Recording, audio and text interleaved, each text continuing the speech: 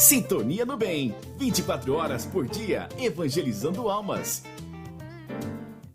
Web Rádio Sintonia do Bem, uma iniciativa do Centro Espírita Allan Kardec de Jataí, Goiás, para o mundo. Onde quer que esteja, você está muito bem acompanhado. Sintonia do Bem, divulgando o Espiritismo com amor. A partir de agora, na Web Rádio Sintonia do Bem, acompanhe coisas do cotidiano, abordando assuntos do dia a dia, discutindo sempre à luz do Espiritismo. A apresentação dos comunicadores, Rodrigo Franco e Carvalho Filho. Sejam bem-vindos.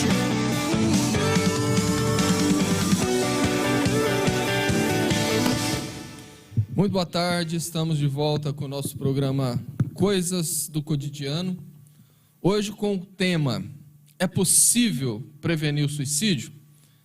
Você já pode enviar suas dúvidas, suas sugestões para o nosso WhatsApp no 64996031234 ou para o telefone fixo direto aqui no estúdio. O Claudinho está louco para receber sua ligação no 64 3014 4009. Hoje nós estamos recebendo a visita para nos auxiliar no programa o nosso querido amigo e quase sócio Hermes Jacinto. Boa tarde, Hermes. Boa tarde, Cláudio. Boa tarde a todos os ouvintes. Estamos aqui para contribuir e vamos juntos. O nosso programa... É bom deixar claro para os ouvintes que a minha tosse é uma tosse alérgica do tempo seco, que não vai vírus pelo microfone, não. O nosso programa é retransmitido pelas páginas do Centro Espírita Allan Kardec, Casa do Caminho de Jataí, Mansão do Caminho da cidade de Quirinópolis, Allan Kardec de Mineiros, Lar Espírita Forças do Amor de Jataí, Livraria Espírita Allan Kardec e Rádio Portal da Luz de Dourados, Mato Grosso do Sul. Vamos então fazer a nossa oração inicial. Eu convido a todos para elevar os nossos pensamentos e peço a Hermes que possa fazer a oração para nós. Que Jesus nos envolva nesse momento tão importante da existência humana, agradecendo a Deus a oportunidade da vida, Senhor do universo infinito, que a sua paz possa habitar em nossos corações, e agradecemos também pela família, pelo dia de hoje, por toda a nossa experiência e por termos chegado a esse momento, aonde aqui o Espiritismo nos auxiliará a caminharmos, a nos libertarmos de tantas dificuldades. Em teu nome, Senhor, sob a sua proteção, nos permita, sim, a realizar esse programa com muita sinceridade e com muito amor. Obrigado, Senhor.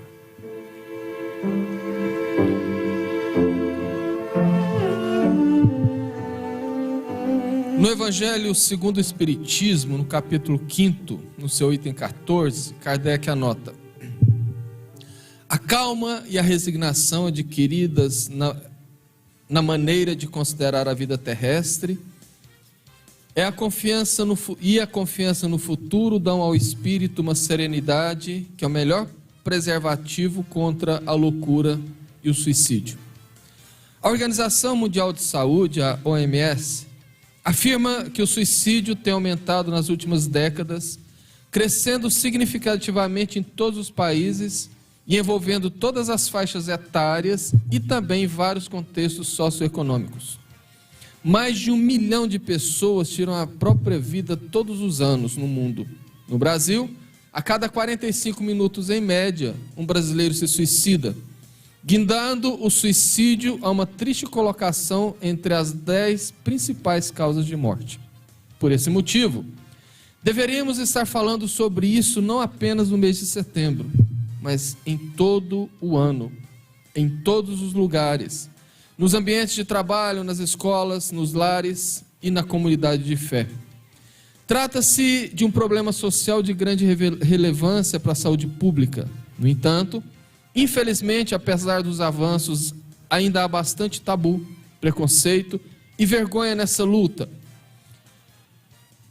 Os comportamentos suicidas podem ser contextualizados como um processo complexo que pode variar desde a ideia de retirar a própria vida, que pode ser comunicada por meios verbais e não verbais, até o planejamento do ato, a tentativa e, no pior dos casos, a morte. A religião pode ser parte da solução, mas às vezes é ela quem gera o sofrimento, demonizando identidades de gênero, criminalizando corpos dissidentes, sufocando desejos e proibindo ser quem se realmente é. Tudo isso afeta a saúde mental das pessoas, em especial daquelas que não se encaixam nos padrões ditados pelas teologias vigentes. Uma grande questão vinculada ao suicídio é que a prevenção é possível. Essas ações requerem uma ampla articulação em rede, envolvendo famílias, poder público, comunidades de fé saudáveis e sociedade como um todo. Além de uma escuta ativa, que deve sempre estar presente nesses diálogos, precisamos falar de vida, precisamos falar de esperança. E sempre acolher, não julgar, compreender e respeitar. Hermes, é possível, como o texto afirma, prevenir o suicídio? Sem dúvida. Vou fazer uma pergunta aqui, uma resposta, para entendermos que as coisas que não vêm de Deus, todas são transitórias e são evitáveis. Mas aquelas que vêm de Deus, que são determinadas para a evolução, elas não podem ser evitadas, porque nos é necessário para a nossa evolução. Então, dar cabo à existência é um negligenciamento à lei divina. Então, nós estamos indo contrário à lei divina. Então, ou seja, diante da perturbação humana, essa atitude, ela é plausível na questão de evitar o ato. E pensando que são vários fatores de ordem emocional, principalmente, que envolve o suicídio, nós precisamos, obviamente, falar sobre o assunto e discutir mais sobre as causas, porque em se identificando as causas, pode trabalhar a profilaxia e pode trabalhar, inclusive, o apoio que se necessita, porque Emmanuel disse que a bondade de Deus é tamanha que quando nós oramos por um suicida, todos recebem a oração. No entanto, melhor do que rezar, orar pelos suicidas, é trabalhar para evitar que eles cheguem a esse ponto. Concorda? Justamente. E alguns fatores que a gente considera base, como você fez na leitura aí, então, onde envolve, em primeiro lugar, a família, né? O reduto familiar é o primeiro ambiente para se trabalhar a vida. Esse é o primeiro ponto. Não se trabalha a questão do suicídio, mas se trabalha a valorização da vida, a importância que é viver. Em segundo ponto, nós temos as escolas, né? As escolas convencionais, formais, que deveriam ter um papel também fundamental nessa propagação também da vida, nessa situação que a vida é algo, é a condição mais primorosa que nós temos no nosso conhecimento. E temos um terceiro fator, que eu considero também importante, que é a individualidade como no ser coletivo. Cada um de nós somos responsáveis e devemos propagar este otimismo e a importância de viver. Agora, uma outra situação, Carvalho, que é importante a gente salientar, é que, devido à cultura milenar que carregamos, né, trazido no bojo de religiões, enfim, que não queremos dizer que uma ou outra está na contramão, nada disso, que nós precisamos de quebrar tabus. E falar dessas questões ainda é um tabu muito grande para uma grande parte da humanidade. Como todos sabemos, em relação ao suicídio, as religiões sempre convertem ao seu modo com seus termos, mas sempre convertem para a noção de que se matar afronta as leis divinas. À luz da doutrina espírita, por que é importante prevenir o suicídio? Olha, o suicídio é dar fim a uma existência ou a vida que você recebeu por Deus. Então eu estaria cometendo esse ato negligenciando o determinismo divino.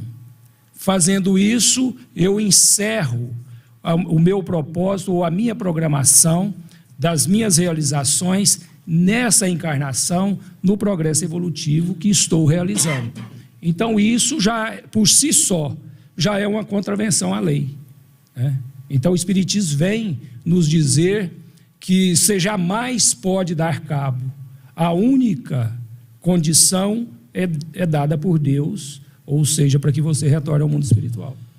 E quando nós estudamos as literaturas complementares, sobretudo André Luiz, via Chico Xavier, nós temos uma noção assim muito pálida da complexidade que é a programação de uma reencarnação.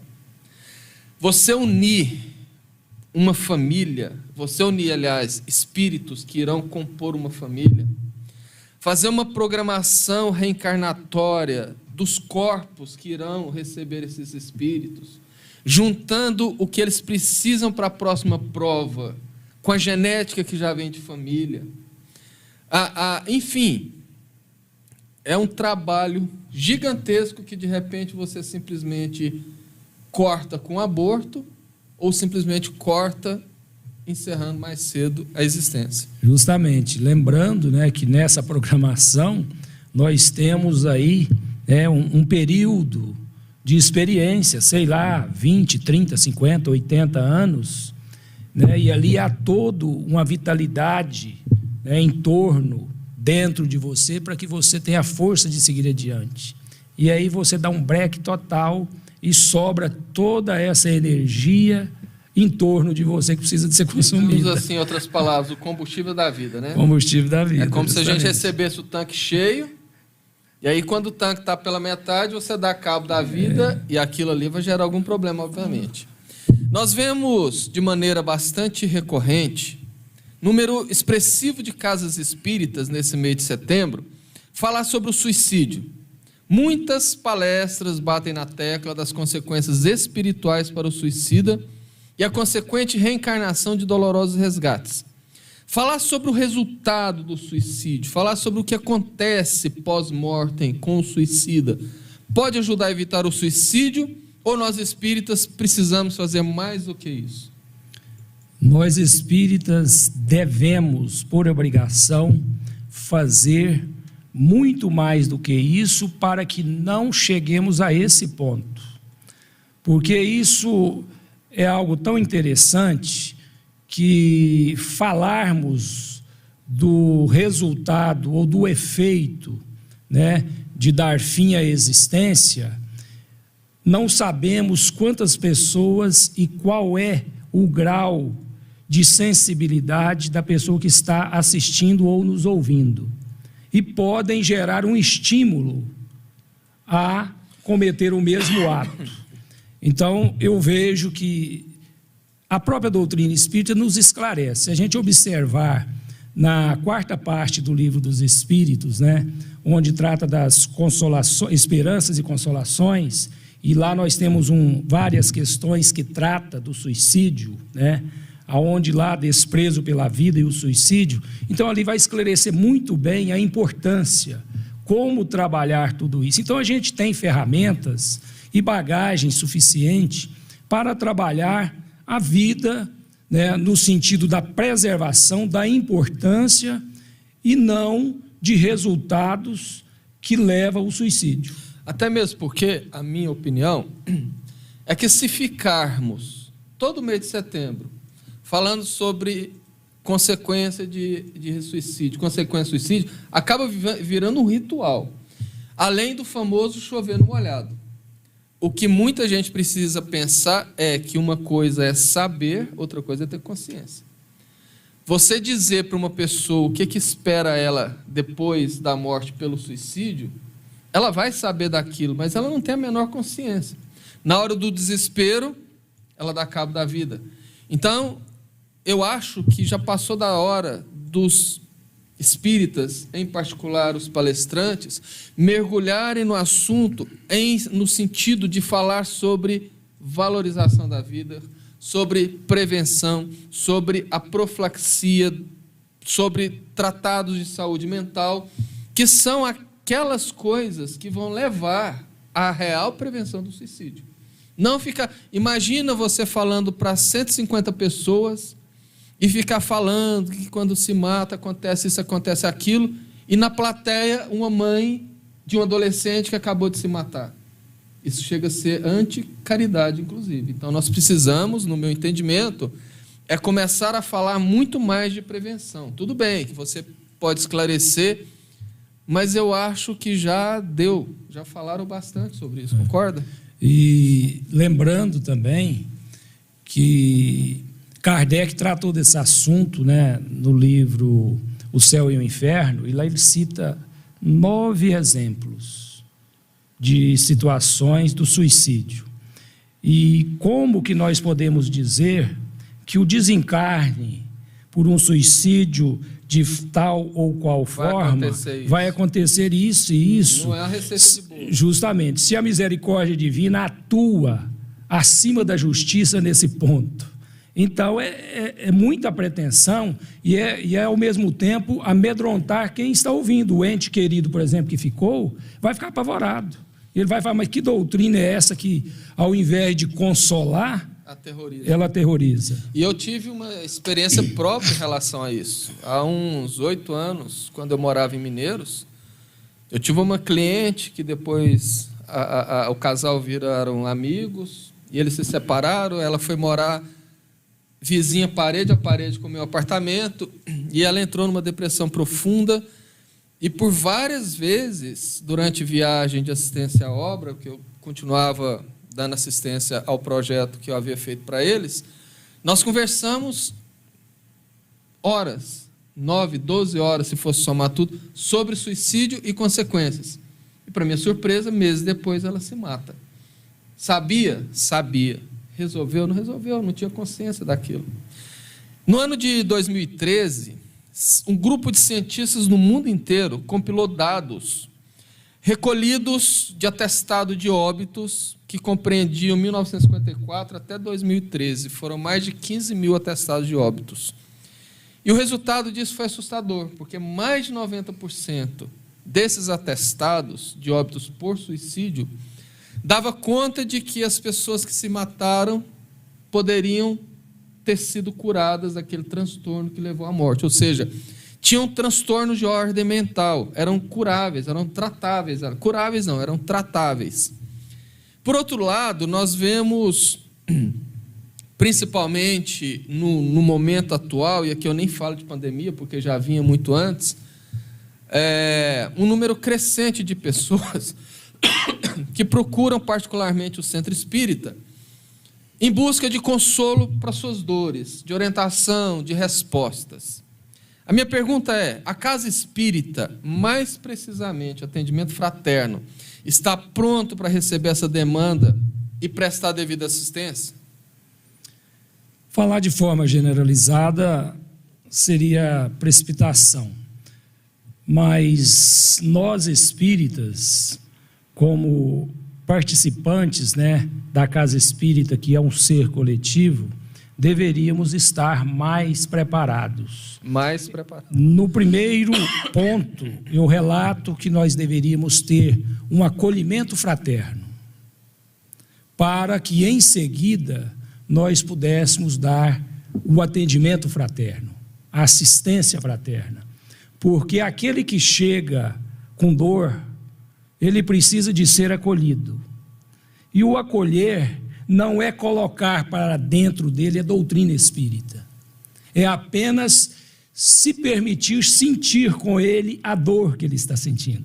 Não é hipocrisia, mas é você estar junto dele, apenas ouvindo, apenas sentindo o que ele está passando no momento. O famoso apoio moral. Isso, para que depois nós possamos falar das questões da vida, sem doutrinação. E isso nós equivocamos. A Casa Espírita trabalha muito com doutrinação. Uma coisa é o espiritismo, outra são os espíritas, né? Justamente. Espiritismo, né?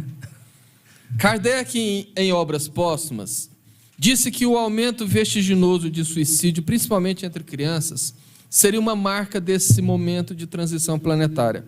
No seu ponto de vista, por que o aumento do suicídio de crianças e jovens faz parte desse momento de transição? Um ponto importante, Carvalho, é o afastamento dos pais para com os filhos. Se observarmos hoje o modelo de família, é um modelo de família digitalizado, virtual, aonde não são os filhos que se afastam dos pais, somos nós pais é que não temos tempo para os filhos. E o interessante observar é que nesse novo mundo digital, as crianças que estão chegando já são acostumadas com aquilo. Embora já literalmente nasçam com o tablet na mão, porque antigamente, quando a mulher começava a sentir dores e não conseguia dilatação, não conseguia o parto, levava para o hospital, tinha que fazer uma cesariana, tinha que abrir. Hoje, quando não começa e não sai nada, ele já sabe que está segurando um tablet e não passa. Então, tem que ir lá para abrir, para resolver aquela questão, porque as crianças literalmente já nascem integrados ao mundo digital. O problema somos nós adultos, deslumbrados com uma coisa nova que há 30 anos atrás não tinha.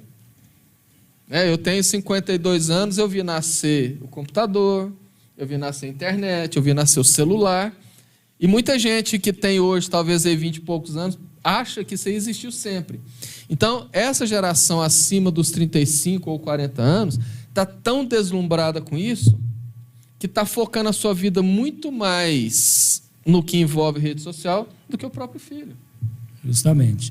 E observando também que há hoje uma grande, entre aspas, pressão dos pais, da sociedade, cobrando, né, aquilo que é transitório. Então, os pais estão preocupados o que meu filho vai ser no futuro, qual é a posição que ele ocupará no mundo. Não que ser ele será de homem ou mulher íntegro.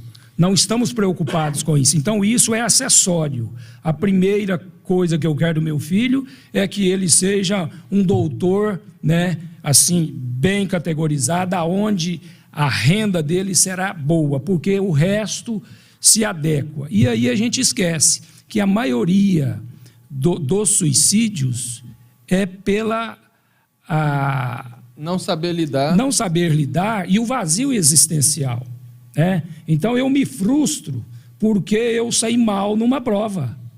Um detalhe, eu me frustro porque a minha namoradinha ou o meu pretendente, né, me deu o bolo. Então isso desaba porque não tem valores. Aí a gente recorda da questão 685, aonde Kardec vai dizer, né, que a educação é um conjunto de hábitos adquiridos. E aonde se adquire os bons hábitos? Se não vem de dentro de casa. E aí o pai afastou, mas a mãe não percebe, quando vê, o filho já está numa engrenagem quase que sem volta. E a coisa é tão complexa, até mesmo porque se a gente for entrar nesse assunto, ficamos até meia-noite só nesse assunto.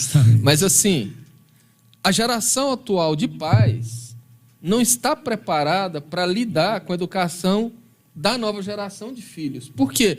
Porque já vem de pais que não eram preparados, que são aqueles pais recém-saídos dos anos 1930, 1940, onde existe uma questão social e religiosa muito engessadora. Então, houve aquela libertação rápida, uma mola que era comprimida por séculos, saiu por aí quicando, e agora que ela começou a voltar para a posição inicial. Então, existe também um despreparo dos pais em função disso. Lembrando que quando Kardec relata isso em Obras Póstumas, essa visão é uma visão, né, de um bom senso encarnado que ele era, porque nesse momento há um conflito de gerações, né? Então chega essa geração nova, toda assim, pronta para essas condições, e aquilo que você falou, e nós ainda muito agarrados, né, no atavismo anterior, né, e aí a gente se perde e não sabe como lidar. Então a gente não tem voz ativa. E quando você vai observar a sociologia, que quando começou a estudar as gerações nos anos 1960, quando classificou os baby boomers, que foram aqueles filhos pós-guerra, e depois a próxima geração dos anos 1970, que eles não sabiam como seriam, veio chamada geração X, aí foi dando as letras, e hoje a gente está na geração milênio, como queira chamar. É uma diferença brutal entre a primeira dos baby boomers em 60, 50 anos depois, nós tivemos assim uma mudança extremamente drástica. Então, obviamente, isso tudo envolve essas questões. Quando nós falamos em suicídio, naturalmente se pensa na morte de adultos e de idosos. A sociedade dificilmente pensa no suicídio de jovens e muito menos de crianças, porque até então era uma novidade. No entanto, nos últimos 10 anos, os índices de suicídio de jovens e crianças de 10 a 14 anos aumentou 40%. De 15 a 19 anos, aumentou 33,9%, muito acima dos índices de suicídio geral no Brasil. Isso indica que algo muito sério está acontecendo entre os jovens e as crianças.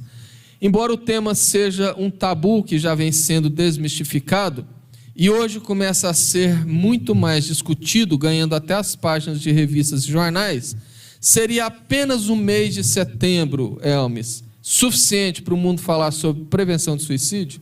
Hipótese alguma, né?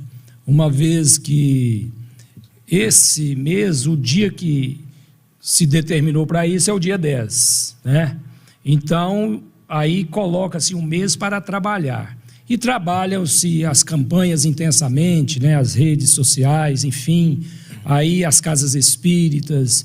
E aí a gente apaga-se isso e passamos o ano sem que isso não é relevante. Como você diz que a cada 40 segundos ou 45 segundos, uma pessoa, né, consegue o suicídio. Contando que para que um suicida, 20 tentativas ocorreu. Então, ou seja, a coisa é muito mais grave e é necessário que nesse momento que nós estamos vivendo, não estou dizendo o momento de pandemia, o momento atual, né, desse século, é necessário que nós falamos da vida todos os dias, porque o papel da doutrina espírita é fazer com que nós nos autoconhecemos e nos aprimoremos, que nós possamos evoluir no sentido altruísta, adquirindo os valores morais. E quando isso é meio que deixado de lado para tratar só em períodos pontuais, em situações pontuais, nós encontramos com a devassa que nós estamos percebendo, né? Sem falar que esses dados que você deu aí, uma morte a cada 45 segundos no mundo e uma morte a cada 45 minutos no Brasil, e para cada morte 20 tentativas, são estatísticas registradas. Isso. Existem as que não são registradas. Existem aqueles atestados de óbito que a família não quer colocar lá suicídio. Aí coloca lá queda de alturas, acidente de carro, etc. Ou seja, esse número projeta-se ser até 10 vezes maior. Outro ponto interessante é que, além de um mês apenas ser pouco, outros segmentos já estão, entre aspas, invadindo o mês de setembro. Eu já ouvi aí propaganda de não sei se é um setembro verde, um setembro rosa, ou seja, os outros segmentos não têm, isso é uma crítica minha, tá, pessoal, não tem a sensibilidade de pelo menos escolher outro mês. Então acaba tirando o foco do suicídio, que é extremamente importante, que depois de 2 séculos e meio a humanidade resolveu conversar e agora começa a dissipar. E eu vejo nós espíritas como maiores responsáveis, porque nós conhecemos a realidade, falando muito pouco. Então, um mês, um dia, é quase nada. E aí acaba que quando se fala pouco, se sente na obrigação de criar uma situação amedrontadora, porque eu preciso de falar de tudo e mostrar as consequências dolorosas desse ato insano. E aí se limita a só falar das consequências. Justamente. Para os pais perceberem que os sinais que seus filhos adolescentes estão emitindo, para os pais perceberem que os sinais que seus filhos adolescentes estão emitindo remetem a uma ideação suicida é muito difícil, pois muitas vezes esses sinais são confundidos como sinais da própria adolescência. Ou seja, muitos pais ficam na dúvida se aqueles sinais são próprios da adolescência ou se são sinais que inspiram cuidados. A organização não governamental que se chama Quebrando o Silêncio defende o diálogo entre pais e filhos como um preventivo eficaz ao suicídio. No seu entendimento, Elmes, basta quebrarmos o silêncio com os nossos filhos, dialogar sobre os seus problemas ou a prevenção do suicídio, ou a prevenção à depressão e ao suicídio, por ser algo que exija mais do que simples conversa? É um conjunto de coisas que ela precisa de ser cultivada desde o princípio, ou seja, desde o berço. E a parte fundamental é a convivência. E essa convivência, ela precisa de ter o norte. E quem é o norte? O norte são os pais. Esses pais precisam de algo fundamental, precisa de religião. Porque a religião nos norteia, a religião nos dá um rumo aonde consegue fazer com que a gente perceba a nossa necessidade de estar convivendo com as coisas temporais, com as coisas do mundo, mas lembrando que as condições espirituais são muito mais importantes. Então, quando eu trato isso com os meus filhos, demonstro isso, me esforçando para vivenciar, eu começo a dar uma direção melhor. Ele vai entender que as dificuldades, as vicissitudes da experiência são coisas naturais que nos apresentarão mesmo. Ninguém passará pela existência sem essas situações. Obviamente. Agora, eu não estando preparado, qualquer situação me fragiliza. E como eu não tenho nenhuma perspectiva ou expectativa para a vida lá na frente, eu resolvo dar fim à dificuldade, lembrando que nenhum suicida quer findar a vida, ele quer eliminar um problema. Né? E aí a doutrina espírita, nesse ponto, vai nos mostrar, né, amplamente que a vida prossegue. Eu ouvi isso de uma aluna de 13 anos de idade. O suicídio é um assunto extremamente delicado, mas que ainda são dogmas da sociedade e pouco discutidos na principal instituição social, base para todos nós, que é a escola. Escolas, em geral, não tratam esses assuntos com normalidade e também não colocam em pauta para ser discutido na sala de aula. Muitas pessoas com potencial suicida estão em salas de aula sendo saturadas por pressão psicológica para decidir um futuro de imediato. Sem falar, Elmes, dos inúmeros relatos de adolescentes e jovens que tentam se cortar no ato que é conhecido como automutilação, e que a maioria das escolas se limitam, quando muito, a falar para os pais que o seu filho está com um comportamento que requer atenção. Seria a escola, aliás, já estaria na hora da escola abrir os olhos para essas questões de maneira mais pontual? Olha, que estaria, não temos dúvida, mas nós precisamos de ponderar uma situação como que a escola, né, contando com o seu corpo, ali que aplica os ensinamentos, também está na mesma deficiência que estão esses jovens. Ou seja, são famílias que não estão bem estruturadas nas questões morais, nas questões evangélicas, e por isso também vivem as frustrações. Então, percebo que hoje, para que isso aconteça, é preciso de mudar um pouco o ensino. É preciso que isso seja inserido de forma gradativa e que traz, né, no bojo da escola uma disciplina de falar sobre a vida. Porque eu acho que isso vai sim contribuir. Mas enquanto isso não acontece, é difícil você falar que a escola precisa de fazer isso, porque ela vai agir de forma assim, o suicídio causa isso e aquilo, você não pode fazer. Quer dizer, não é a função de trabalhar dessa forma. Eu acho que o que fortalece a criatura é dar o sentido para ele que a vida tem. Nós sabemos que um dos fatores de risco para o suicídio é a exposição ao suicídio de outra pessoa. Por esse motivo, a imprensa tinha um acordo velado de não detalhar suicídios, principalmente de celebridades, a fim de evitar o efeito mimético. Porém, como toda dor desperta, no mundo atual, o acesso fácil à internet, aliado com a falta de controle por parte dos pais, o que os filhos fazem na internet, por exemplo, tem proporcionado cenas de horror, como o suicídio de jovens transmitido ao vivo pelas redes sociais. Por outro lado, a psicologia e a psiquiatria dizem que os vínculos, sobretudo os das famílias, são fatores protetores para o suicídio. No seu ponto de vista, Elmes, como um pai de família espírita, seria possível no mundo de hoje, onde o tempo para a convivência familiar se torna cada vez mais escassa para a maioria dos pais, preparar os nossos filhos para lidar com a realidade perigosa e até cruel das redes sociais? É possível, mas não é fácil. Então, eu acho que nós precisamos, e eu falo nós, e eu tiro eu faço essa situação, eu promovo isso. Eu tiro momentos, como a gente ainda não consegue tirar um tempo, então a gente precisa de aproveitar os momentos que tem. Mas a receita definitiva que eu tenho comigo é que nós temos que tirar o tempo. Nós precisamos de diminuir um pouco a nossa jornada da correria, não do trabalho.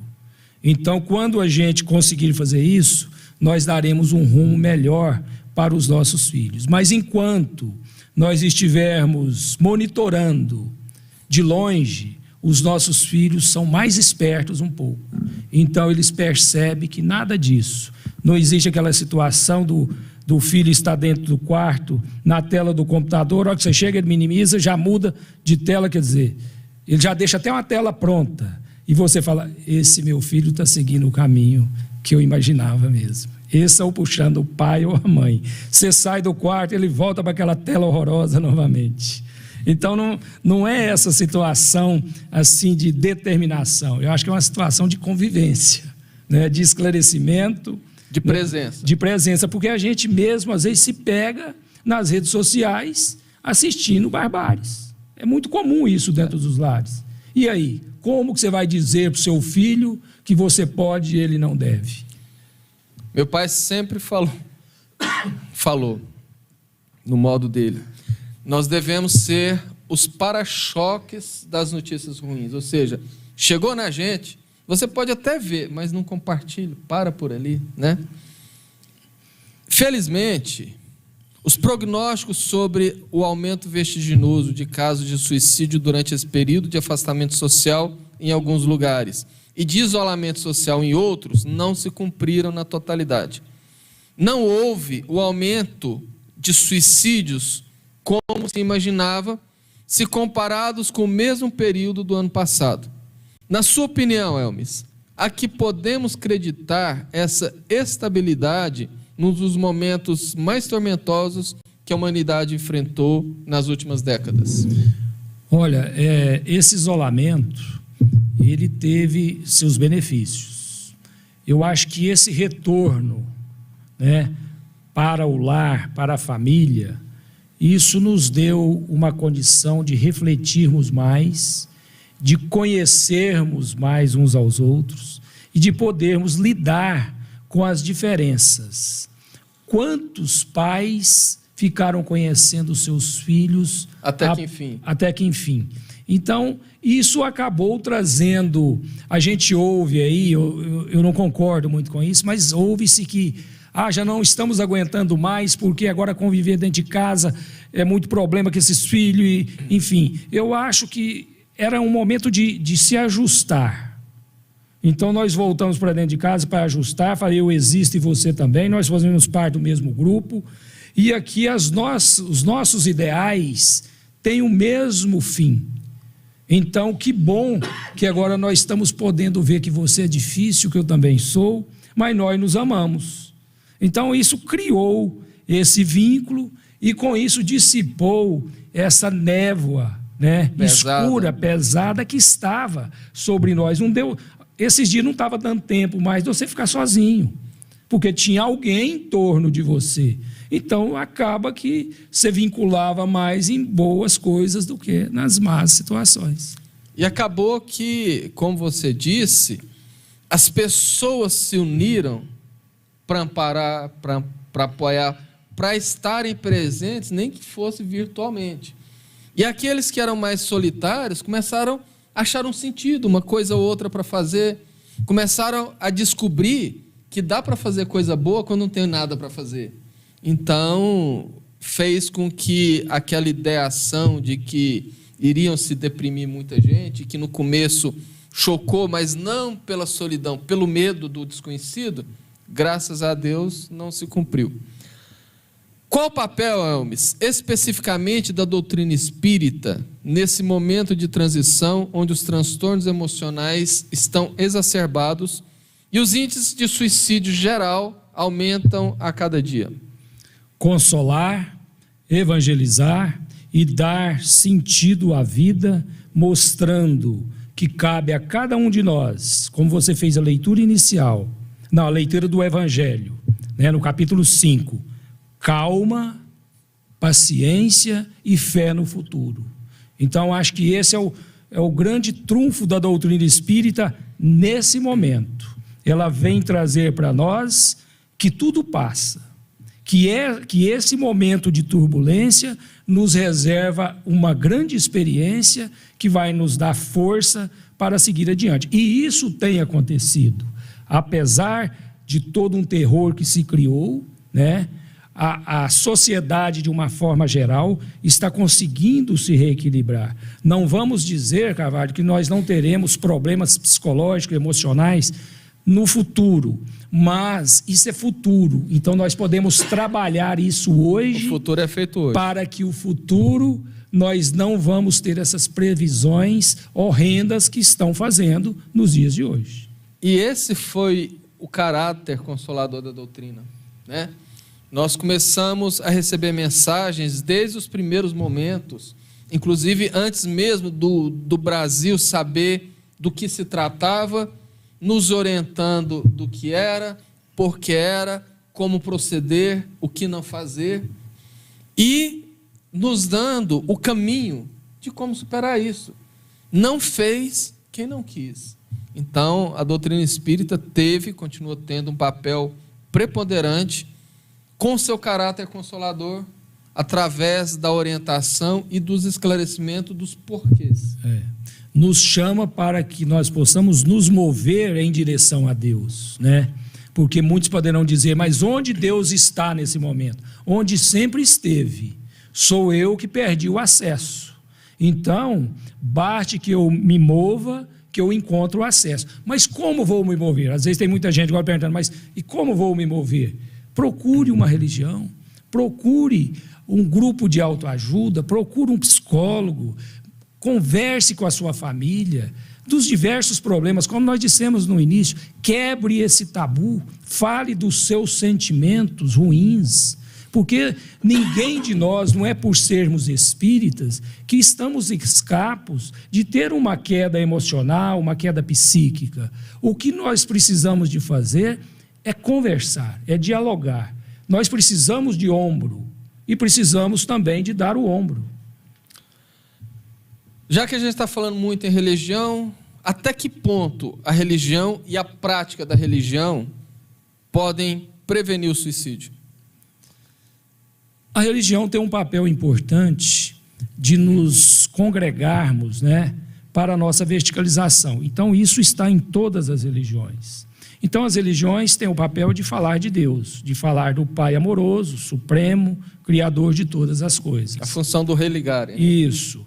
Então, com isso, nós acaba que, estando vinculados, a gente desliga um pouco dessa horizontalidade da terra e prestamos atenção nas coisas que nós temos nos evangelhos. Então, são ensinamentos que nos sustenta, que nos dá força.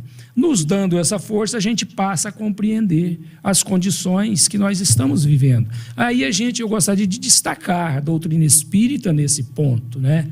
Porque ela nos traz, né, a lei de causa e efeito, mas traz algo muito importante, que é a nossa liberdade. Então nós temos liberdade de ir, de vir, de pensar, de agir, de escolher, né, de escolher.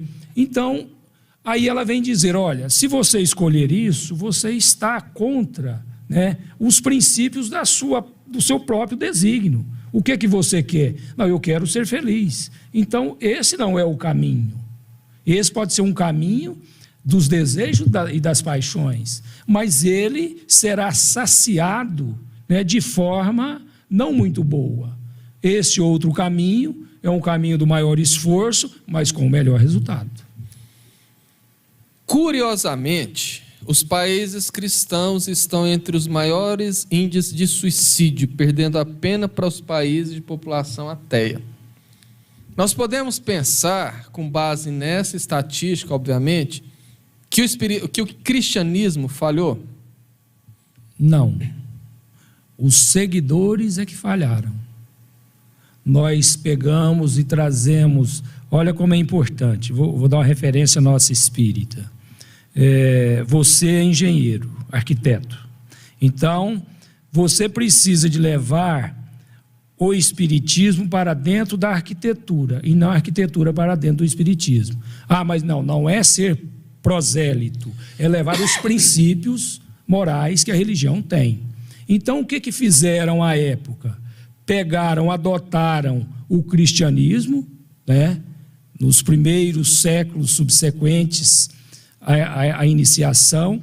Então, acharam aquilo interessante, porque estava contra uma parte do povo. Então, nós adotamos, mas o cristianismo será ao nosso modo. E com isso houve a desvirtuação, mas o cristianismo continua soberano para alimentar aqueles que têm fome e sede de justiça. Agora, nos últimos minutos, Hermes, eu gostaria de finalizar o programa contando uma história e depois fazendo um pedido e uma sugestão aos nossos ouvintes, principalmente os evangelizadores, seja da infância, seja da juventude. Deixa eu... Sim, fica à vontade. Menos de um minuto. Quando você falou mais cedo da mutilação dos jovens, e eu vi uma fala importante, que há um estudo no Brasil que ainda não está cientificado definitivamente, mas caminha para isso, que essas mutilações têm uma causa que está no inconsciente, é que esses jovens querem chamar a atenção dos seus entes queridos. Então, a gente quer registrar isso para que aqueles que estão nos ouvindo possam refletir. Para quem não sabe, o meu pai, há mais de 35 anos, iniciou em Jataí uma campanha praticamente solitária no início e que vive até hoje em forma de frases pintadas pelos muros das cidades. Eu falo cidades porque em Jataí há algumas outras cidades.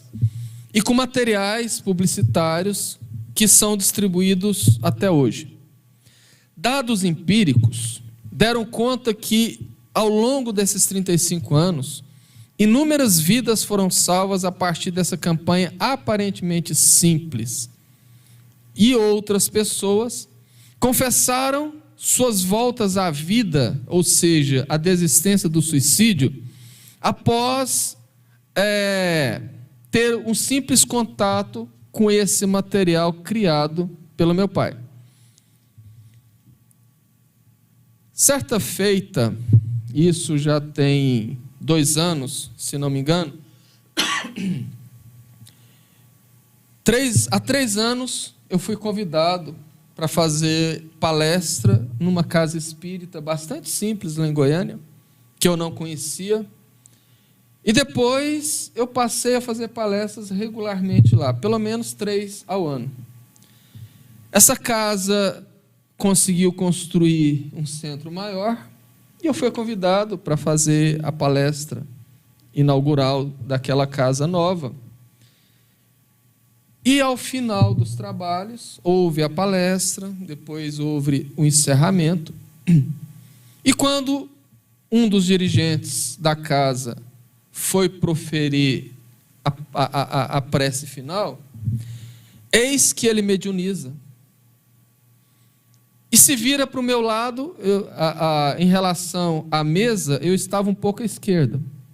Ele então vira-se para o meu lado e diz que se chamava Maria. E ela ainda falou assim: eu me chamo Maria, simplesmente Maria. Eu vim aqui hoje agradecer em meu nome e em nome dos meus filhos pela ajuda que o seu pai nos deu. Se não fosse ele e a sua família, e isso eu não me lembro, porque pelo que ela deu a entender, eu era muito criança nessa época. Se não fosse o seu pai e a sua família, no caso aí, meu pai recebia o respaldo da minha mãe, eles talvez teriam passado fome durante a vida dela, que já era uma vida bastante difícil, em torno de muitas dificuldades. E ela dizendo que antes de conhecer meu pai, no momento de desespero total, ela havia pensado em se matar, inclusive comprado o veneno, que ela iria distribuir no alimento dos filhos pequenos, para matá-los, e depois se matar, no intuito de deixar aquela vida de miséria.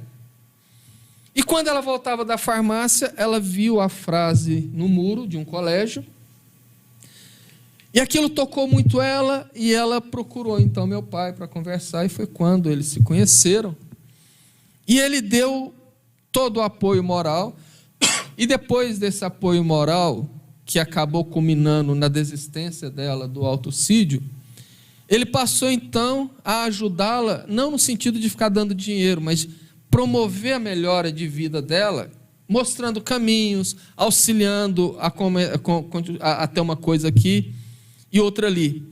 E ela disse que somente no plano espiritual ela entendeu a profundidade das palavras do meu pai quando falava para ela do risco, do perigo e do que era o suicídio. E que ela só não resolveria os problemas dela, como agravaria. Ela só teve essa noção no plano espiritual. E ela disse então, que ela estava falando assim, com um palavreado bastante simples, bastante humilde, cheio de erros de português. Ela falou: olha, então eu vim aqui trazer ao filho do Soede, que era como o pessoal mais simples chamava meu pai, que chama Eudes, né? O agradecimento por essa ajuda, já que eu nunca mais o vi depois que eu cheguei do lado de cá. Então eu gostaria que, de certa maneira, em te agradecendo, eu estivesse agradecendo a ele. Quando ela falou assim, incorporada no médium, ela se vira para o lado, arregala o olho e põe as mãos no rosto e começa a chorar copiosamente. Elmes, foi quase 1 minuto de um choro que comoveu muita gente ali, inclusive eu, porque contagia. Aí de repente ela começa a falar assim: ai meu Deus, que bênção, muito obrigado, seu pai está aqui todo iluminado e vem me abraçar. Aí o médium silencia e volta, ou seja, ele deve ter acolhido ela e levado. Eu quis contar essa história, Elmes, para mostrar que vale a pena trabalharmos essas campanhas. E a ideia e o pedido que eu queria deixar aqui é que eu gostaria de usar esse programa nesse momento para lançar uma ideia aos evangelizadores, esses que nos ouvem, ou aqueles espíritas que conhecem evangelizadores, não só da infância, mas da juventude.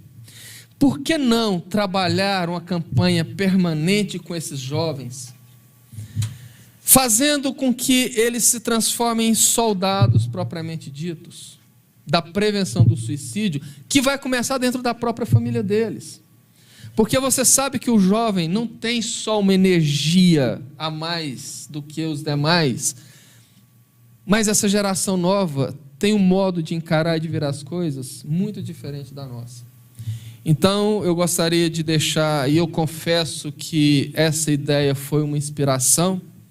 Eu acho que seria muito interessante se os evangelizadores abraçassem essa causa, nem que nasça apenas um grupo. Esse grupo vai exemplificar e vai talvez formar outros grupos. Mas as mocidades espíritas, principalmente, eu acho que passou da hora de abraçar essa ideia. O que você acha? Importante. E o momento é único para isso. Acho que é o caminho. E nós necessitamos muito, porque a base, ou seja, os jovens, as crianças e os jovens espíritas, serão espalhadores dessa ideia. Então, dentro da casa espírita, com esses, no decorrer dos dias, nós podemos esclarecê-los melhor através da doutrina espírita. E lá fora eles utilizarão os meios comuns de contagiar os outros, que vale a pena viver. Então fica aí a ideia. E aqui fica o meu agradecimento a você, ouvinte, pela participação. Gostaria de dizer que já estamos abertos para as perguntas que vocês podem nos enviar pelos nossos canais, na caixa de diálogo, de onde estiver assistindo, seja pelo Facebook, pelo YouTube. Que o próximo programa, então, é reservado para que possamos responder essas questões. Hermes, mais uma vez, muito obrigado, que Jesus possa iluminar a todos. Se você quiser fazer as suas últimas palavras no programa de hoje, fique à vontade. Agradeço imensamente a Deus, a equipe espiritual, a você, Carvalho, que me convidou, ao Cláudio, e agradeço aos ouvintes, né, que tiveram aí a paciência de estar conosco, e muito obrigado e que Deus os abençoe a todos. Um abraço especial para o Claudinho, que nunca aparece. Eu já falei que começar a chamar ele para fazer a oração inicial, porque eu acho que ninguém sabe quem é o Cláudio. Como é que chamava aquele personagem lá do Silvio Santos, que ficava por trás das câmeras? O Cláudio é o cara daqui, né? Todo mundo sabe que ele existe, mas não sabe nem que ele é um loirão alto, de olhos verdes e tudo mais. Muito bonito, né? Muito obrigado mais uma vez.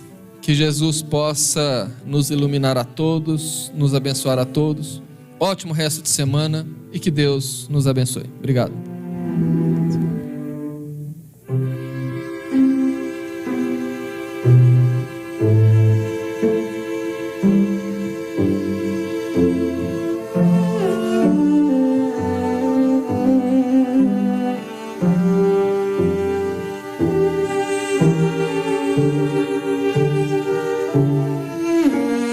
Música